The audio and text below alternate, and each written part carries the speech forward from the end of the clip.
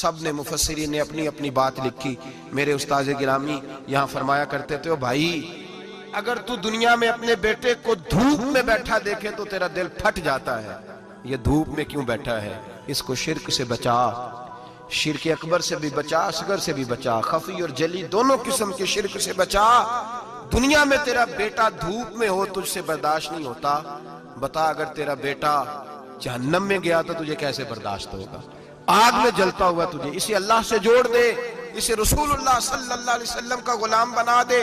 میرے نبی کریم سید عالم صلی اللہ علیہ وسلم نے فرمایا جب تیرا بیٹا 7 سال کا ہو جائے تو اسے مسجد لے کے جا, 3 سال تک لے کے جا مسجد, 10 سال کا نماز نہ پڑھے تو سزا دے, 3 سال تک خود اپنے ہاتھوں سے ٹریننگ دے, اسے مسجد لے جا, آداب مسجد بتا, اسے نماز سکھا, تو خود لے کر کے جا, بھیجنے کا نہیں کہا. فرمایا جب بچہ 7 سال کا ہو جائے تو اسے مسجد, بڑی محنت کرتے ہیں ہم بیٹے کو بنگلہ دینے کے لیے, بینک بیلنس دینے کے لیے, دن رات ایک کر دیتے ہیں, خدارا اسے نمازی بنانے کی بھی محنت کرو. حضرت بابا فرید الدین گنج شکر رحمت اللہ تعالیٰ علیہ کی اماں کہتی ہیں جب میرا بیٹا پیدا ہونے والا تھا تو میں رب کی بارگاہ میں دعا کرتی تھی, اللہ اگر تو مجھے بیٹا دے تو اس طرح کا دینا بیٹا میرا ہو پر بندہ تیرا ہو, اے اللہ اگر بیٹا دینا تو اس طرح کا دینا میرے اللہ, اس طرح کی مجھے اولاد دینا کہ دودھ وہ میری چھاتی سے پیے پر شکر تیرا ادا کرے. اے اللہ اگر بیٹا دینا تو اس طرح کا دینا کہ قوت روٹی روزی وہ زمین پہ کھائے لیکن اسی زمین پر وہ تیرے دین کا سپاہی بھی بنے, وہ مجاہد فی سبیل اللہ بھی بنے. حضرت بابا صاحب کہتے ہیں مجھے شکر پسند تھی, اماں بڑے جتن کرتی ہے بیٹے کے لیے, بڑا کچھ کرتی ہے, وہ بیٹے روٹی ٹائم پہ کھانا فلاں کا, کہتے ہیں مجھے شکر پسند تھی. میری اماں سردیوں کے ٹھنڈے موسم میں اٹھ کے میرے لیے پانی بھی گرم کرتی, مصلی بھی بچھاتی اور پھر ایک پڑیا شکر کی بنا کے میرے مصلی کے نیچے بھی رکھتی, کہتی بیٹا نماز پڑھے تو اللہ شکر دیتا ہے.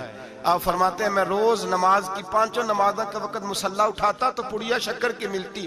سکول اور مدرسے کے میں اپنے کلاس فیلوں کو بھی کہتا نماز پڑھو بڑی پیاری شکر ملتی ہے, کہتے میں روز شکر کھاتا.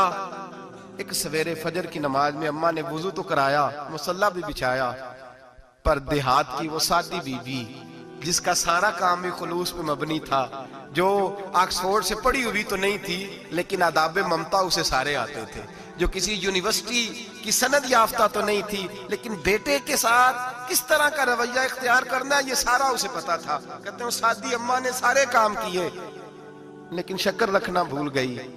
بابا صاحب کہتے ہیں میں نماز پڑھنے لگا تو ماں نے یہ بھی بتایا تھا کہ نمازی کے آگے سے نہیں گزرتے, نمازی کے آگے نہیں ہوتے. اب اماں کہتی ہے میں مجبور ہوں, درس بھی میں نے دیا ہے, بھول گئی ہوں, اب شکر رکھنے جاؤں گی تو پردہ کھل جائے گا. ایک کونے میں لگ کے ماں روئی, بیٹے کی شفا کے لیے نہیں, بیٹے کی نوکری کے لیے نہیں, بیٹے کے اچھے مستقبل کے لیے نہیں, ماں روئی, آنسو بہے تو کہتی کیا ہے, اے اللہ میں اسے اپنے آگے جھکانے کو جتن تھوڑی کرتی تھی, تیرا بنانے کے جتن کرتی تھی. اے اللہ مہربانی فرما میری پردے داری کر, اگر راز کھل گیا تو میرا فرید نماز نہ چھوڑ جائے. بابا صاحب کہتے ہیں اماں تڑپتی رہی اور میں نے نماز پڑھ کے مصلی اٹھایا, پہلے پڑیا ہوتی تھی اب تو پورا دریا شکر کا بہ رہا ہے. فرماتے ہیں میں نے وہ اٹھائی شکر کھائی اور میں نے چیخ کے کہا اماں جلدی آج بڑی لذیذ ہے, آج شکر کوئی انوکھی ہے, اور آج تو کمال شکر دی ہے میرے اللہ نے, ایک پڑیا کی جگہ پورا دریا بہ رہا ہے.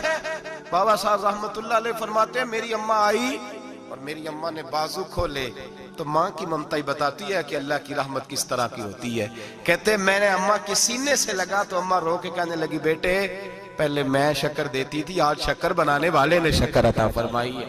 ساری زندگی پیشانی سے سجدے کا نور نہیں گیا, ساری زندگی وہ لذت عبادت نہیں گئی, اس لیے کہ استاد نے ڈنڈے سے نمازی نہیں بنایا تھا, اس لیے کہ پیر صاحب نے یہ کہہ کہ نمازی نہیں بنایا تھا کہ نماز پڑھو گے تو روٹی میں برکت ہو جائے گی, اس لیے کہ علامہ صاحب کا وہ واز سن کے ہم نمازی نہیں بنے تھے کہ جس نماز میں بتایا جاتا ہے کہ بیماریاں ختم ہو جائیں گی نماز پڑھنے سے. اماں نے رب سے جوڑنے کے لیے نمازی بنایا تھا. ساری زندگی بابا صاحب کہتے رہے اٹھ فریدہ ستے آ, چاڑو دے مسیح, چل ہن اٹھ فریدہ ستے آ, چاڑو دے مسیح, او تو ستے رب جاگدا, تیری ڈاڈے نال پرید, सारी जिंदगी नमाज का, नमाज की ट्रेनिंग देना, अपने बच्चों को अपने रब से जोड़ना, अपने बच्चों को अल्लाह के साथ उनका ताल्लुक बनाना, उनको रब वाला बनाना, उन्हें रसूल पाक का गुलाम बनाना, ये ड्यूटी है माँ बाप की। एक बहुत बड़े मुहद्दिस हैं, इतने बड़े मुहद्दिस हैं कि मेरे नबी करीम की मस्जिद नबवी में वो हदीस के उस्ताद रहे।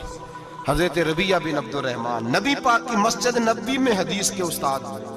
और हजरत हसन बसरी जो जनाब अली के शागिर्द हैं, वो भी हजरत रबिया के शागिर्द हैं। हजरत इमाम मालिक जो 70 साल तक मदीना और मक्का में हदीस पढ़ाते रहे, वो भी हजरत रबिया के शागिर्द हैं। इनके वालिद का नाम था अब्दुर रहमान फरोग। तारीख बगदाद में लिखा है कि बनु उमैया के दौर में, ताबीन के जमाने में जनाब अब्दुर रहमान बिन फरोग घर से चले गए। एक रवायत है बच्चा छोटा था, एक रवायत है बच्चा अभी माँ के पेट में था, जिहाद करने चले गए।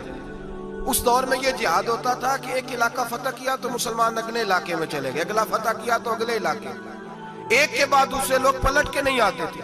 हजरत अब्दुर रहमान गए, 30,000 दिनार बीवी को दे गए, कहने लगे संभाल के रखना। और जिहाद करने निकले तो 27 साल तक घर ही नहीं आए। और 27 साल के बाद आए तो हजरत रबिया मुहद्दिस बन चुके हैं, मस्जिद नबी में हदीस के उस्ताद हैं, बेटा बहुत बड़ा शेख बन गया। वापस आए, हाथ में नेजा है, काली दाढ़ी थी सारी सफेद हो गई, वजूद बड़ा तगड़ा था, कमजोरी आ गई। आए, नेजा पकड़ा हुआ है, घोड़े पे बैठे हैं, मदीना मुनव्वरा में घर है, दरवाजे पे दस्तक दी। हजरत रबिया ने दरवाजा खोला, अंदर दाखिल होने लगे तो कहने लगे बाबा तू किधर घुसता आ रहा? किधर? उसने कहा तू पीछे हट, तू मेरे मकान पे कब से कब्जा करके बैठा है। बात तेज होने लगी, आवाज थोड़ी बुजुर्गों की बुलंद होने लगी तो अंदर से जौजा ने सुन लिया। वो दरवाजे की ओर से देखने लगी तो पहचान गई, कहने लगी रबिया पीछे हट जा, ये कोई गैर नहीं, ये तेरे वालिद गिरामी है, ये तेरे वालिद है। अंदर आए, बाप बेटा मिले, असर की नमाज का वक्त हो गया, बड़ा रोए। 27 साल के बाद बाप लौटा, 27 साल के बाद बड़े रोए। नमाज का वक्त हुआ तो हजरत रबिया जल्दी से वुजू किया, मस्जिद नबवी शरीफ चले गए। जनाबे अब्दुर रहमान फरोग ने भी खाना वाना खाना था, खाना खाने बैठे तो हुक्म देखे शौहर क्या करता है। ये नहीं पूछा कि 27 साल हाल क्या रहा, पूछने लगे मैं तुझे 30,000 दिनार दे गया था, वो किधर है?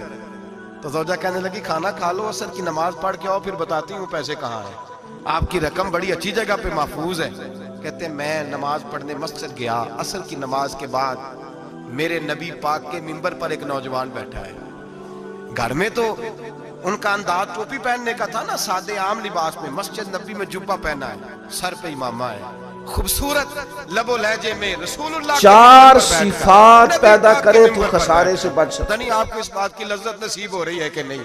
आम जगह नहीं, नबी पाक के हुजूर के मिंबर पर बैठकर नबी पाक की हदीसें सुना रहे हैं, इतना बड़ा मुकद्दर।